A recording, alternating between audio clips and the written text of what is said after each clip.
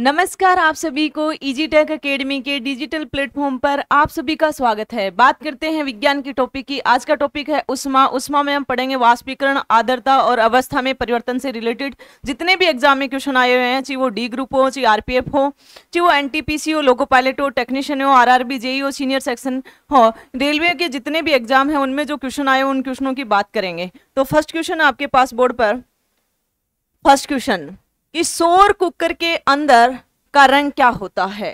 देखो, सौर कुकर के अंदर का रंग क्या होता है, इसने ये पूछा है। वैसे सौर कुकर के अंदर का रंग काला होता है। अगर आपसे बोले कि सौर कुकर के बारे में पूछे तो इसका राइट आंसर कौन सा रहेगा? बी। सौर कुकर एक प्रकार से ऐसा उपकरण है, देखो सौर कुकर ऐसा उपकरण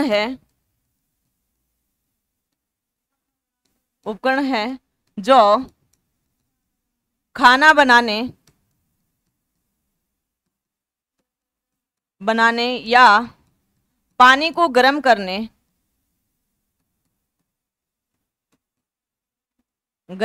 के लिए प्रत्यक्ष रूप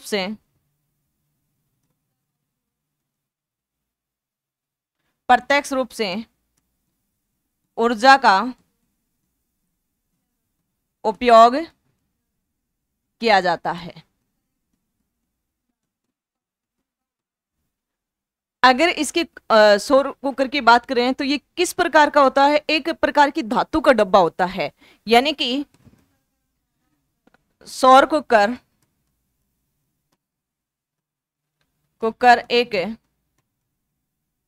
धातु का डिब्बा होता है जिसका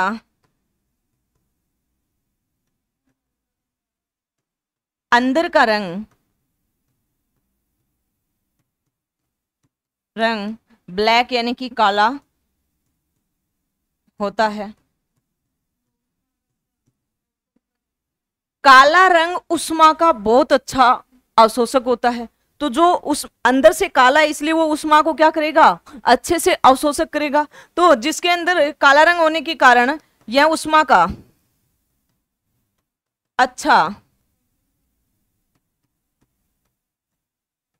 अच्छा अवशोषक होता है।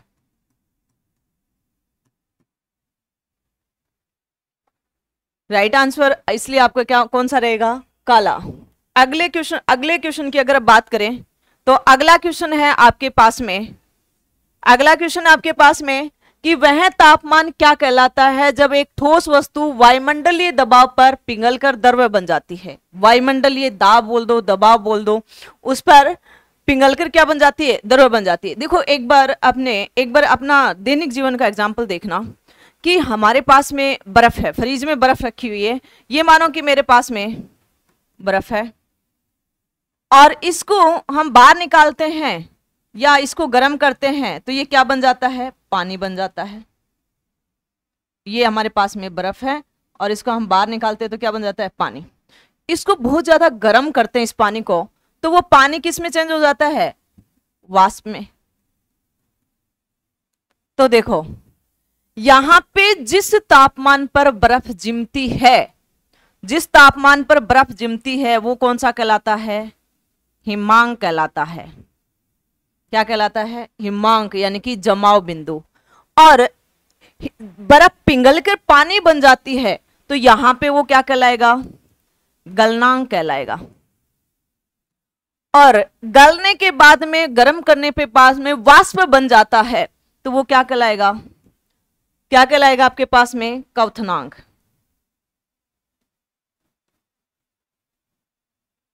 क्वथनांक कहलाता है।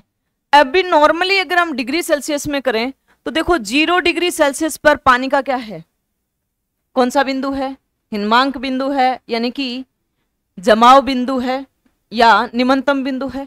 गलनांक यानी कि आप इसको गलनांक की बात करें तो 100 डिग्री सेल्सियस यानी कि 99.978 अप्रोक्सीमेटली।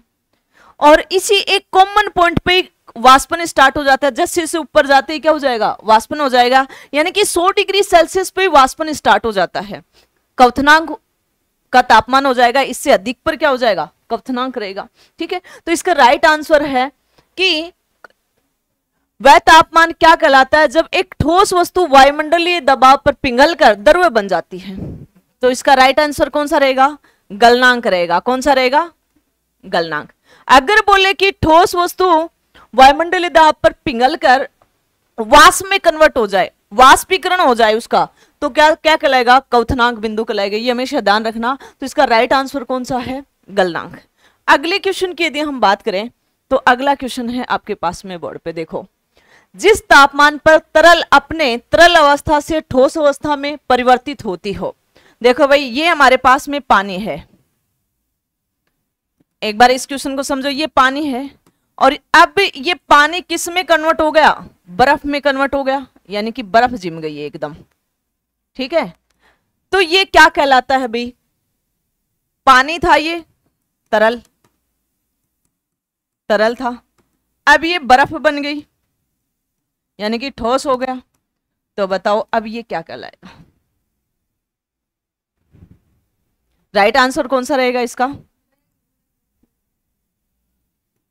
इसका राइट आंसर कौन सा रहेगा, हिन्मांक बिंदु रहेगा। कौन सा रहेगा, हिन्मांक बिंदु रहेगा, यानी कि राइट आंसर सी इसका राइट आंसर रहेगा। अगले क्वेश्चन की यदि हम बात करें तो अगला क्वेश्चन है आपके पास में, 257 डिग्री सेल्सियस पर जल की भौतिक अवस्था क्या रहेगी। भाई देखो, 0 डिग्री सेल्सियस पर हिमांक है और 100 डिग्री सेल्सियस पर गलनांक है। तो 100 से अधिक होगी, इसमें क्या है, ठोस है, और इसमें क्या है, इसके बीच में भी है। इसका बीच का में कोई भी अनुपात आ सकता है, कोई भी मान आ सकता है। वो कैसा है, तरल है, और इससे ऊपर या इसी पर, इसके ऊपर या इसी पर कैसे रहेगा, गैस रहेगा, वाष्प रहेगा।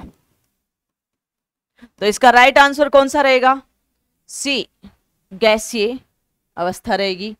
अगले क्वेश्चन की यदि हम बात करें तो अगला क्वेश्चन आपके पास में, पानी का क्वथनांक बॉइलिंग पॉइंट होता है। भाई ध्यान रखना कि पानी का जब हम तापमान पढ़ रहे थे, इससे पहले हमने तापमान की क्लास पढ़ी है प्रारंभिक उष्मा में, तो जब तापमान पढ़ रहे थे तो इसका फ़ारेनहाइट में जो हिन्मांक बिंदु था, फ़ारेनहाइट में जो हिन्मांक बिंदु था वो कौन सा था, 32 था। ये कौन सा था, हिमांक, यानी कि इसको जमाव बिंदु भी बोल सकते हो। कितना था, हिन्मांक बिंदु था। और आपके पास में गलनांक यानी कि उच्चतम बिंदु कौन सा था आपके पास में, यानी कि 212 डिग्री फ़ारेनहाइट। तो ये कौन सा था आपके पास में, ये बिंदु कौन सा था, क्वथनांक बिंदु था। क्वथनांक भी वही पॉइंट होता है, ठीक है, जस्ट नियर बाई वही होता है, उसी से स्टार्ट होता है क्वथनांक, और इसी को गलनांक भी, इसके बीच का जो होता है वो कौन सा होता है, गलनांक होता है। तो इसका राइट आंसर कौन सा रहेगा, 212 डिग्री फ़ारेनहाइट। इसका अगला क्वेश्चन है आपके पास में, हिमीकरण, फ्रीजिंग तापमान पर पानी पाइप से फट जाता, ऐसा किसके कारण था। हिमीकरण मतलब बर्फ। देखो सर्दियों के टाइम में जब हम कुएं पे या नलकूप पे काम करते हैं, यानी कि पानी देते हैं खेतों में, लाइट चली जाती है तो उन पाइपों में पानी रह जाता है। पानी रह जाता है तो ठंड के कारण बर्फ जम जाती है। अब पानी की बर्फ जम जाती है तो पानी की बर्फ जमने के बाद में उसका आयतन बढ़ जाता है। क्या बढ़ जाता है, आयतन बढ़ जाता है, जिसके कारण पानी की पाइप क्या हो जाते हैं, फट जाते हैं। तो राइट आंसर है उसका आयतन बढ़ने के कारण पानी का पंप क्या हो जाते हैं, फट जाते हैं। तो इसका राइट आंसर कौन सा रहेगा, एक्सपेंशन, ए इसका राइट आंसर रहेगा। ठीक है, अगले क्वेश्चन की यदि हम बात करें तो अगला क्वेश्चन है आपके पास में, पानी का क्वथनांक बिंदु केल्विन पैमाने में क्या होगा। देखो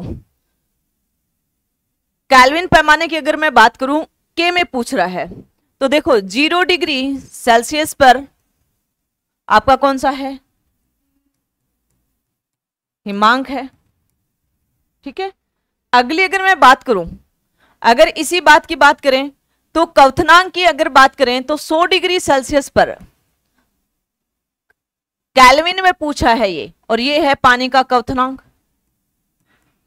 तो देखो डिग्री सेल्सियस केल्विन में पूछा है कि कितना होगा, डिग्री सेल्सियस और केल्विन का तापमान का रिलेशन था आपके पास में कि डिग्री सेल्सियस बटे 100 बराबर में के माइनस में 273 बटे में क्या हो जाएगा आपके पास में 100। यहां पे ये के 273 भी आ सकता है या 273.15 भी आ सकता है, ध्यान रखना केल्विन में है ये। अब इस पे क्वथनांक की बात की है तो ये हमारे पास में आ गया 100 डिग्री सेल्सियस दे दिया। तो केल्विन की बात करोगे तो डिग्री सेल्सियस प्लस में 273, तो यहाँ डिग्री सेल्सियस की जगह कितना मान रख दोगे 100, तो केल्विन में कितना आ जाएगा 273, कितना हो जाएगा भाई 373। तो इसका राइट आंसर कौन सा रहेगा, बी इसका 373। ये किसकी बात कर रहा है, क्वथनांक की बात कर रहा है। किसकी बात कर रहा है, क्वथनांक की। अगर ये हिमांक की बात करता तो आपके पास में कितना रहता 273 के होता केल्विन में, या 273.15 के होता। ठीक है, तो राइट आंसर इसका कौन सा रहेगा 273 केल्विन। ठीक है, इससे अगली अगर हम बात करें, और वैसे देखो तो इस क्वेश्चन को एक तरीका और भी है। आपको पता है कि केल्विन में, यानी कि केल्विन में आपके पास में देखो डिग्री सेल्सियस में 0 डिग्री सेल्सियस हिमांक है, या और क्वथनांक कितने पर रहेगा, उबलाव बिंदु, क्वथनांक बिंदु, ठीक है, वाष्पीकरण बिंदु कितने पर रहेगा आपके पास में, ये 100 डिग्री सेल्सियस पे रहेगा। और ये हिमांक किसमें भी, केल्विन में कितना रहता है 273 केल्विन। तो अगला क्वथनांक कितने रहता है 373 केल्विन। राइट आंसर इससे भी निकाल सकते हो, जब पैमाना अपन हिमांक, गलनांक, क्वथनांक पढ़ते हैं तो उसकी यूनिट से भी निकाल सकते हो। अगला क्वेश्चन है आपके पास में, उस तापमान को क्या कहते हैं जिस पर वायुमंडलीय दाब पर द्रव्य से उबलना शुरू हो जाता है। जैसे बोले कि ये पानी था भाई, वायुमंडलीय दाब पर ये क्या था, पानी था। अब इसको आपने गर्म किया तो ये उबलना स्टार्ट हो गया, तो आप ये उबल जाएगा तो इसको क्या कहोगे, वाष्पन हो जाएगा, तो उसको क्या कहोगे, क्वथनांक कहोगे। क्या कहोगे, क्वथनांक। यानी कि उबलने के बाद में क्या हो जाता है, क्वथनांक। तो इसका राइट आंसर कौन सा रहेगा, क्वथनांक, यानी बी इसका राइट आंसर रहेगा। इसको उबलाव बिंदु भी कहते हैं, या इसको वाष्पीकरण भी कहते हैं।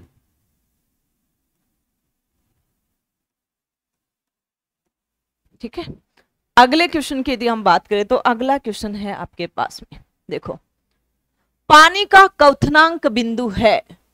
देखो ध्यान रखना, पानी का क्वथनांक आपके पास में हिमांक कितना है 0 डिग्री सेल्सियस, ये कौन सा है पानी का हिमांक। और क्वथनांक की बात करें, किसकी बात करें, क्वथनांक की, तो आपके पास में 100 डिग्री सेल्सियस रहेगा। तो इसका राइट आंसर कौन सा रहेगा, ए इसका राइट आंसर रहेगा। अगले क्वेश्चन की यदि हम बात करें तो अगला क्वेश्चन है आपके पास में, जल का वाष्पीकरण होता है। देखो जल का वाष्पीकरण कब होता है, जल का वाष्पीकरण ताप के समानुपाती होता है, यानी कि तापमान के समानुपाती होगा वाष्पीकरण। अगर तापमान ज्यादा है तो वाष्पीकरण ज्यादा है, अगर तापमान कम है तो वाष्पीकरण क्या है, कम है। तो ये तापमान के सभी स्तरों पर लागू होगा, यानी कि कैसे होगा, समस्त तापमानों पर। इसका राइट आंसर कौन सा रहेगा, बी इसका राइट आंसर रहेगा। अगले क्वेश्चन की यदि हम बात करें तो अगला क्वेश्चन है, एक सतही परिघटना है, सतह की परिघटना हमेशा वाष्पीकरण होती है। सतही परिघटना क्या होती है, हमेशा ध्यान रखना वाष्पीकरण होती है, सतह से स्टार्ट हो जाती है। ठीक है, तो इसका राइट आंसर कौन सा रहेगा, बी इसका राइट आंसर रहेगा। अगले क्वेश्चन की यदि हम बात करें तो अगला क्वेश्चन है, मिट्टी के बर्तन में रखा जल गर्मियों में भी किसके कारण ठंडा रहता है। देखो मटका बोल देते हैं, कहीं घड़ा बोल देते हैं, जो मिट्टी का बर्तन होता है।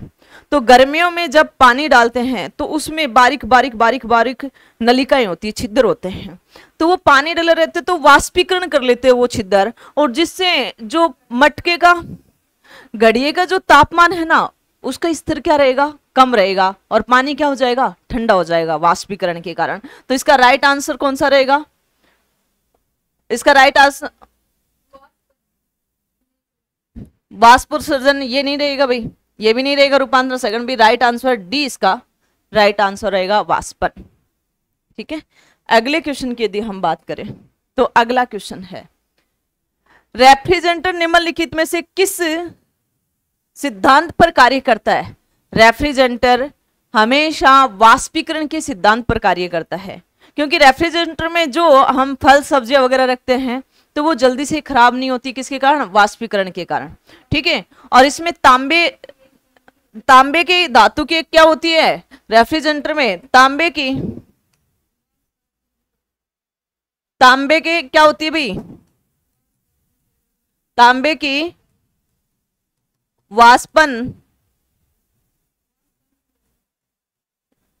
वाष्पन कुंडली होती है, और इसमें अंदर कौन सी गैस भरी होती है, फ्यून गैस भरी होती है, जिसके कारण फल और सब्जी खराब नहीं होती है और आराम से 5-7 दिन 10 दिन 15 दिन चलती रहती है। तो इसका राइट आंसर कौन सा रहेगा, वाष्पीकरण। किसके कारण, ध्यान रखना गर्मियों में बहुत अच्छे से वाष्पीकरण के एग्जाम्पल है, जैसे घड़िए का, या हम गर्मी लगती है तो कूलर के आगे आ जाते हैं, यहाँ पंखे के आगे आ जाते हैं, जब हमें कभी काम करके आते हैं तो हमें गर्मी लगती रहती है तो हम पंखे का नीचे आते हैं तो आराम महसूस होता है, या कूलर के सामने आते हैं तो आराम महसूस होता है। ये सभी किसके कारण है, वाष्पीकरण के कारण है, सभी किसके कारण है, वाष्पीकरण। तो गर्मियों में अधिकतर एग्जाम्पल देखोगे तो ऑलमोस्ट एग्जाम्पल वाष्पीकरण के कारण ही होते हैं। अगले क्वेश्चन की अगर हम बात करें तो इसका राइट आंसर है वाष्पीकरण। अगले क्वेश्चन की यदि हम बात करें तो अगला क्वेश्चन है आपके पास में, गर्मी अवशोषित करने के लिए तरल के वाष्पीकरण सिद्धांत का प्रयोग किया जाता है। किसमें किया जाता है, अभी जस्ट पढ़ाई था, किसमें किया जाता है अभी, रेफ्रिजरेटर, किसमें किया जाता है, रेफ्रिजरेटर। ठीक है, अगले क्वेश्चन की अगर हम बात करें तो अगला क्वेश्चन है आपके पास में, गर्मी के मौसम में पंखा चलाने पर राहत का अनुभव होता है, क्योंकि पंखे की हवा हमारे पसीनों को तेजी से वाष्प करके उड़ा देती है। ये सारे एग्जाम्पल किसके हैं, वाष्पीकरण के हैं। तो इसका राइट आंसर क्या रहेगा, ए। बी क्यों नहीं रहेगा, पंखे में हवा बहने पर हमारे शरीर में अधिक गर्मी निकलती है, नहीं, गलत बात है, क्योंकि पसीने आते हैं उसको वाष्पीकरण करके क्या कर देता है, सुखा देता है। ठीक है, पंखे में ठंडी हवा प्राप्त होती है, नहीं, पंखे में ठंडी वाष्पीकरण, ज्यादा गर्मी होती है तो पंखे के सामने आते तो ज्यादा ठंडक महसूस लगती है। ठीक है, ध्यान रखना इस चीज का। वैसे तो गर्मियों में गर्म हवा देता है तो तुम जब गिल्ला कपड़ा वगैरह के नीचे से तुम हवा लोगे ना तो वो वाष्पीकरण के कारण ही तुम्हें ठंडक महसूस होगी, ना कि ठंडी हवा देती है। कूलर वुलर की बात अलग है, उसमें पानी डालते हैं, ठीक है, तो पानी की वजह से वाष्पीकरण से ठंडी हवा देती है। ठीक है, तो पंखे की हवा की चालकता बढ़ती है, नहीं, ठीक है, चालकता वगैरह किससे बढ़ाओगे, उसकी चालकता बढ़ाओगे क्या। ठीक है, यानी कि जब पंखा धीरे चलता है तो उसका कैपेसिटर वगैरह खराब हो जाता है तो उसको सही चेंज कर लेते हैं, वो रीजन होता है। ठीक है, तो इसका राइट आंसर कौन सा रहेगा, ए इसका राइट आंसर। अगला क्वेश्चन, निम्न में से कौन सी एक सतही परिघटना है, वाष्पीकरण सतही परिघटना है। ये दोबारा क्वेश्चन आ रहा है, आरआरबी एलपी में भी आया हुआ है, पहले एग्जाम में भी आया हुआ है। तो इन्हीं क्वेश्चनों के साथ जय हिंद जय भारत। प्लीज चैनल को लाइक शेयर सब्सक्राइब करना, ऐसे लगातार एग्जाम में आए हुए क्वेश्चन सभी क्वेश्चनों को सोल्व करवाया जाएगा।